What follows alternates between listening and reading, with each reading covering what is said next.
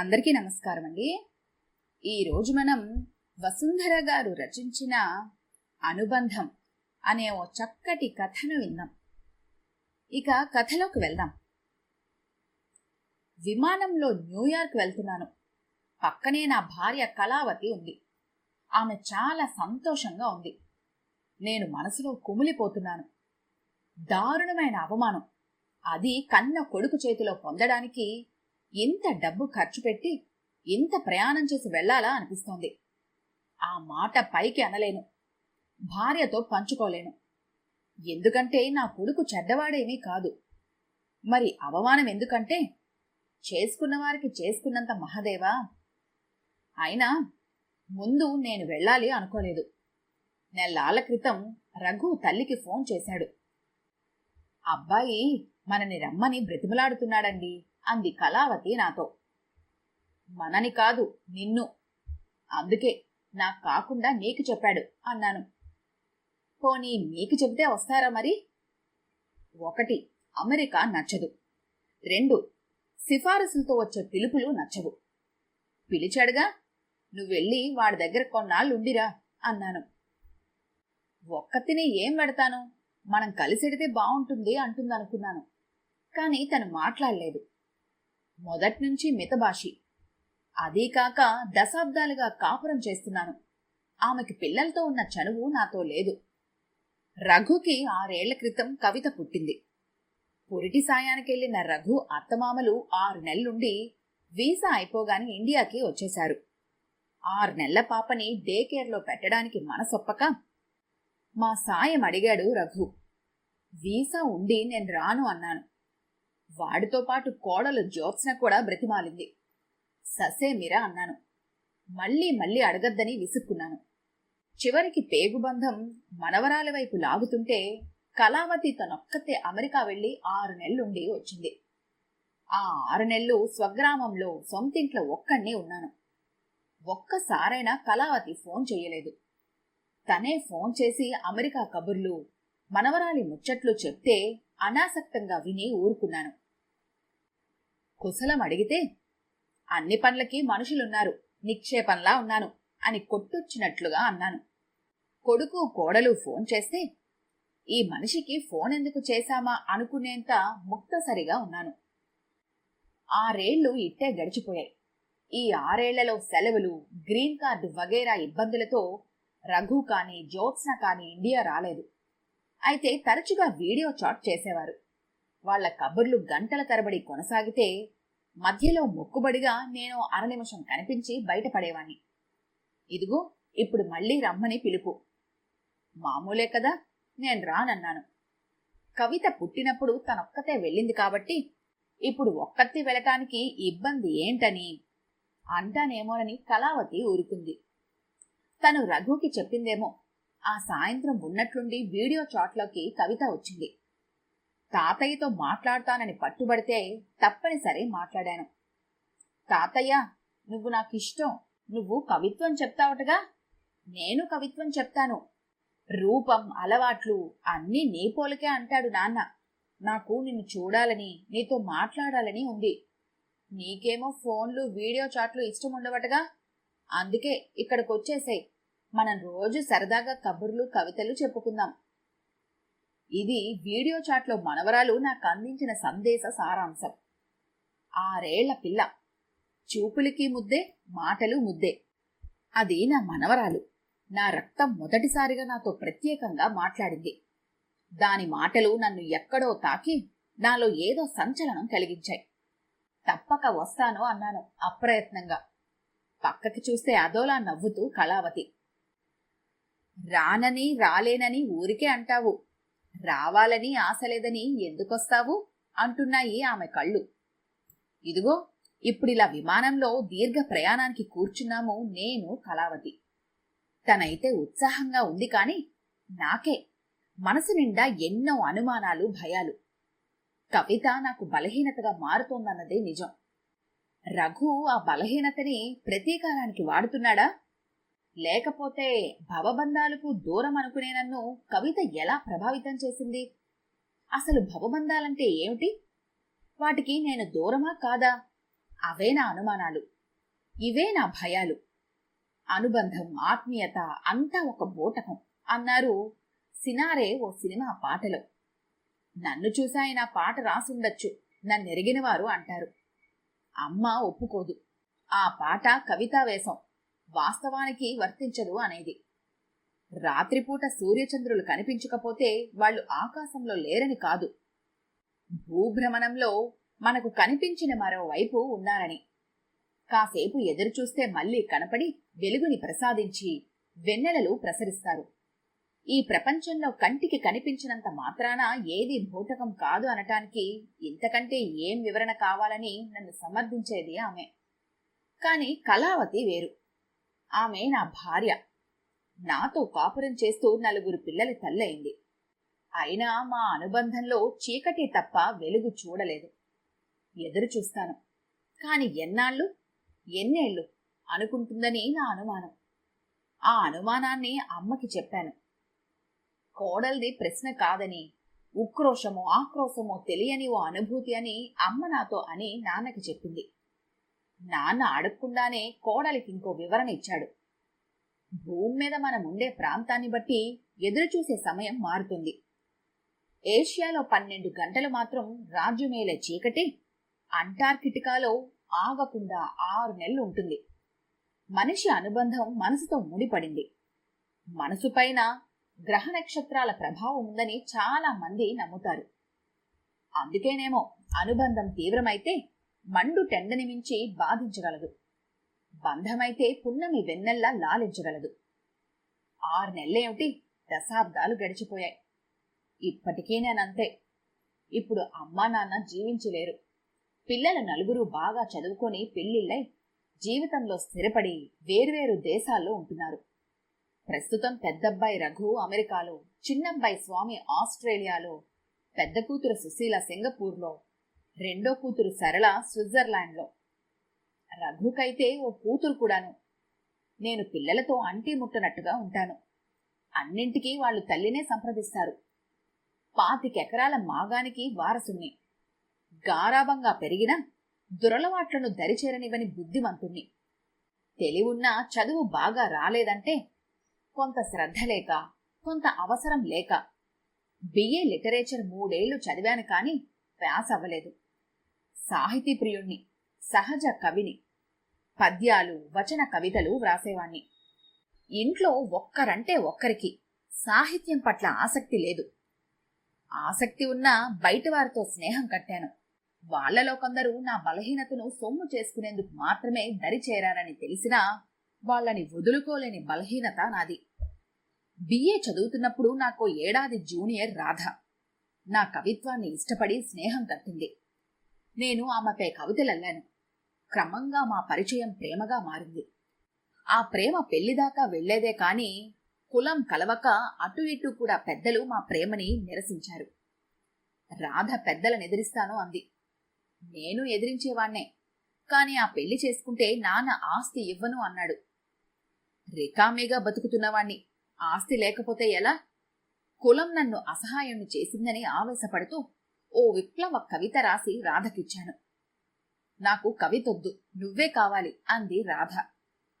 కవిత నా ప్రాణం. కవిత కోసం రాధని వదులుకున్నాను. అందుకు రాధ నన్ను స్వార్థపరుడని తిట్టింది. ఆమెకి ఆ బాధ నుంచి తేరుకునేందుకు 2 ఏళ్లు పట్టింది. కాని నేను 1 ఏడాది తిరగకుండా నాన్న కుదిర్చిన కళావతిని పెళ్లి చేసుకున్నాను. భార్య కదా, ప్రేమిద్దామనుకుని ఆమెపై ఒక కవితల్లి వినిపించాను. కవిత్వంపైన ఏమాత్రం ఆసక్తి లేని ఆమెలో నేనాశించిన స్పందన రాలేదు. దాంతో నాకు ఆమె పైన ప్రేమ పుట్టలేదు. ఎప్పుడైనా ఆమె పైన కవితలు అల్లాలంటే రాధను గుర్తు చేసుకునేవాణ్ణి. కళావతి సంసార పక్షం. నా తీరు కనిపెట్టి సంసారాన్ని తన పక్షం చేసుకుంది. తనకి పెత్తనం కంటే బాధ్యతలపైనే ఆసక్తి. ఆమె తీరు, అంకిత భావం, సామర్థ్యం గ్రహించి అమ్మా నాన్న ఇంటి బాధ్యతలు పూర్తిగా ఆమెకు అప్పగించేశారు. క్రమంగా రాటుదేలిన కళావతి ఇంటా బయట కూడా వ్యవహార దక్షురాలిగా పేరు తెచ్చుకుంది. 7 ఏళ్లు గడుస్తున్నాయి. నా దినచర్యలో ఏ మార్పు లేదు. అవసరాలకి ఇదివరలో నాన్న డబ్బిస్తే ఇప్పుడు పెళ్ళామిస్తోంది. డబ్బు ఎలా వస్తుందో తెలుసుకోవాలన్న ఆసక్తి నాకు లేదు. వేళకి భోజనం, అవసరాలకి డబ్బు, రాత్రికి పక్క సుఖం, ఇది నా జీవితం. పుస్తకాలు, సినిమాలు, నాటకాలు, సాహిత్య సభలు ఇవి నా వ్యాపకాలు. వీటిలో ఇంట్లో వాళ్ల ప్రసక్తి లేదు. అన్నీ ఒంటరిగానే. నా కవితల్ని సభలో వినిపించను. అక్కడ విన్న కవితల్లో మంచి చెడ్డల్ని తర్వాత మిత్రుల ముందు విశ్లేషిస్తాను. వాళ్ల ప్రశంసలు నాకు నిష. ఎందుకీ కవిత్వం రాయడమని నన్ను నేను ప్రశ్నించుకోలేదు. జీవితం యాంత్రికమని నాకెప్పుడూ అనిపించలేదు. కోపం వస్తే ఎంత మాటైనా అంటాను. ఇంట్లో ఏ పని వేలేసి ముట్టుకోను. ఏ వ్యవహారంలోనూ జోక్యం చేసుకోను. అది స్వార్థం అంటారు, వ్యర్థం అంటారు, బద్ధకం అంటారు, పురుషహంకారం అంటారు. పట్టించుకోను. ఎందుకంటే అమ్మా నాన్న నన్ను చిన్న మాట అనరు. నా భార్య పతివ్రత. పిల్లలు పుట్టారు, పెరిగారు, చదివారు, ఎక్కడెక్కడో స్థిరపడ్డారు, పెళ్లిళ్ళయ్యాయి. నేను నిమిత్త మాతృణ్ణి. దేనికి పెద్దగా స్పందించును. చిన్నప్పుడు పిల్లలకు నేనంటే ఇష్టం ఉండేది. కాని దగ్గరికొస్తే చాలు వాళ్ల మనసులో తెలుసుకోకుండా కవితలు వినిపించేవాణ్ణి. క్రమంగా వాళ్ళు నా దగ్గరికి రావటం మానేశారు. పెద్దవాడు రఘుకి కవిత్వం పట్ల ఆసక్తి ఉండేది. మొదట్లో నా కవితలు ఆస్వాదించేవాడు. కాని వాడికి తన విశేషాలు నాతో పంచుకోవాలి అని ఉండేది. నేను అవకాశం ఇవ్వలేదు. క్రమంగా వాళ్లకు నాన్నంటే కొత్త అభిప్రాయాలు ఏర్పడ్డాయి. అల్లరికి చిరాకు పడతాడు, తప్పుకి శిక్షిస్తాడు, ప్రతిభని మెచ్చడు. తనేం చెయ్యడు కాని అంతా తన కోసం పని చెయ్యాలి. వాళ్ల ఈ అభిప్రాయాలు మారాలని, వాళ్ల మెప్పు పొందాలని నేను అనుకోలేదు. పూర్వం అడవిలో భార్యలతో కాపురాలు చేసే ఋషులు ఇలానే జీవించేవారిని గొప్పగా అనుకునేవాణ్ణి. మన సమాజంలో ఆడది ఎంత సమర్థురాలైనా భర్త చాటు లేకపోతే జనం విలువనివ్వరు. నా చాటు లేక కళావతికి ఇబ్బందులొచ్చేవి. అప్పుడు ఆమెకు ఉక్రోషమొచ్చి ఓ మాట అనేది. కొట్టలేదు కాని అలాంటప్పుడు చెయ్యి ఎత్తేవాణ్ణి. పిల్లలకి కొట్టినట్లే అనిపించేది. తల్లి నా వల్ల కష్టపడుతోందని వాళ్ళకి నేనంటే మనసులో మహా కోపంగా ఉండేది. ఇంజనీరింగ్లో మెరిట్ సీటొస్తే రఘు నాకు ఆ విషయం గొప్పగా చెప్పాడు. నేను భుజం తట్టి మెచ్చుకోలేదు, విని ఊరుకున్నాను. రఘుది మామూలు ఘనకార్యం కాదు. వాడితో పాటు మన ఇద్దరం కూడా ఖరగ్పూర్ వెళ్లి గర్వంగా వాణ్ణి కాలేజీలో చేర్పిద్దాం అని చెప్పింది కళావతి. నువ్వెళ్ళు, నాకు కుదరదు అన్నాను అనాసక్తంగా. అవేం మాటలరా, ఇలాంటి అవకాశం ఏ తండ్రికొస్తుంది? సమయానికి కాలు విరిగి మంచం మీదున్నాను కాబట్టి, లేకపోతే నేనే వాణ్ణి తీసుకెళ్లేవాణ్ణి అని మందలించాడు నాన్న. అయినా నేను ఒప్పుకోలేదు. అప్పుడు కళావతి, వెడితే ఇద్దరం వెళదాం, లేకపోతే మీ పెదనాన్నగారిని అడుగుదాం. మన వాడి ప్రతిభకి మనకంటే ఎక్కువగా మురిసిపోతున్నాడాయన అంది. కళావతి గొంతులో చిరాకుంది. నేనది పట్టించుకోకుండా, ఇంకే ఆయన వెళ్ళమని నువ్వే అడుగు అన్నాను. ఆ అవసరం లేకుండా కాసేపటికి ఆయనే మా ఇంటికొచ్చి, రఘు ఓ ఆణిముత్యం, మీ ఆయనకు అదెలాగూ అర్థం కాదు, వీణ్ణి ఖరగ్పూర్ తీసుకెళ్లే అవకాశం నాకివ్వమ్మా అన్నాడు. ఈ పెదనాన్నకి నా పైన ఎలాంటి అభిప్రాయం ఉందో ఎప్పుడో తెలుసు నాకు. రఘు పుట్టగానే నాన్న నన్ను స్వయంగా వెళ్లి ఆయన్ను కలుసుకొని కబురు చెప్పమంటే వెళ్లాను. నన్ను అభినందించడానికి బదులు, నా కొడక నువ్వు నాన్నవేంట్రా అన్నాడు నాతో. వరుసకు నేనాయనకు కొడుకుని అయినా ఆ మాట నన్ను తిట్టడానికి వాడినట్లుగా అనిపించింది.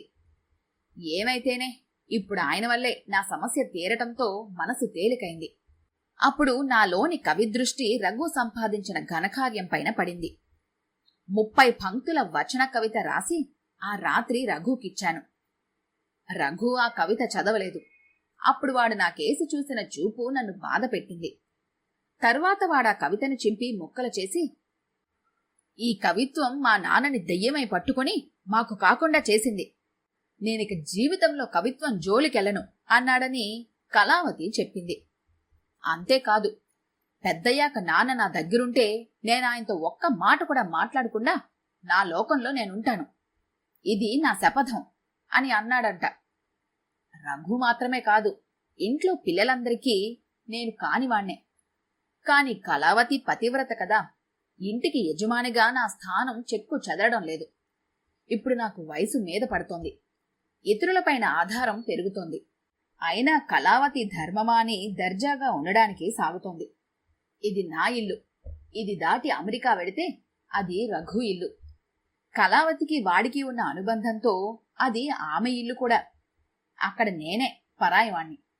నా నుంచి స్వతంత్రురాలైన భార్యని, నా మీద పగబట్టిన కొడుకుని రోజూ ఎదుర్కోవాలి. అనుబంధాలకు దూరంగా ఇన్నేళ్లు గడిపిన నేను ఉన్నట్లుండి మనవరాలపైన అనుబంధం పెట్టుకొని నాకేమాత్రం అనుకూలం కాని వాతావరణంలో అవమానకరమైన జీవితానికి సందిగ్ధుణ్ణి అయ్యాను. అంతా స్వయంకృతం. విమానం న్యూయార్క్ విమానాశ్రయంలో ఆగింది. లాంఛనాలు పూర్తి చేసుకుని బయటకొచ్చేసరికి నా అనుమానాలు చాలా వరకు నిజమయ్యాయి. రఘు మమ్మల్ని తీసుకెళ్టానికి రాలేదు. అనుకోకుండా వేరే ఊరు వెళ్లాల్సి వచ్చిందిట. తన మిత్రుణ్ణి పంపాడు. వెంటనే టికెట్ తీసుకుని తిరుగు ప్రయాణం అవ్వాలి అనిపించింది. కాని ఆ మాట అక్కడ అనకూడదని వివేకం హెచ్చరించింది. కోపాన్ని అణుచుకున్నాను.